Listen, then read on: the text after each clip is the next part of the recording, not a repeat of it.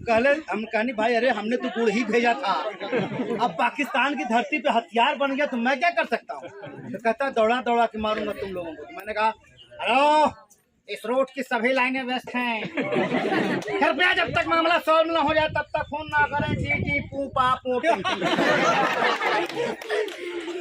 मन के समरिया बन गईलू तू, चुप कैसे ही का कहलू तू, नस नस में तू गईलू समाय, नस नस में तू गईलू समाय, डाल दिलू परेशानी में, गजब के रोग धरा दहलू के वानी।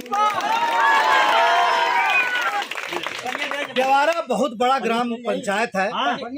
यहाँ चुनाव के बाद 2 योजना, बारिश के बाद, अब तो के बाद जो काम हो पाई हुई, बारिश के बाद एगो पुल और एक ग्राम समाज के कोनो एक जगह बड़ा प्रोग्राम, जौना में निरहू, आम्रपाली और जितना भी कलाकार हुए सब रात में प्रोग्राम करें, ताकि यहाँ के लोगों को कब प्रोग्राम भाई लोग ना इलाका में ये वादा करके जाता है चुनाव के बाद, मतलब बारिश के बाद। आप लोग पानी देखा मोटका बतासा हाल है तोरे,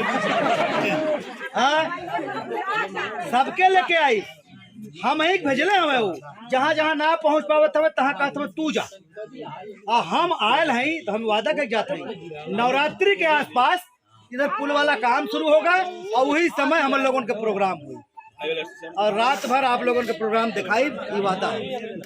थैंक यू।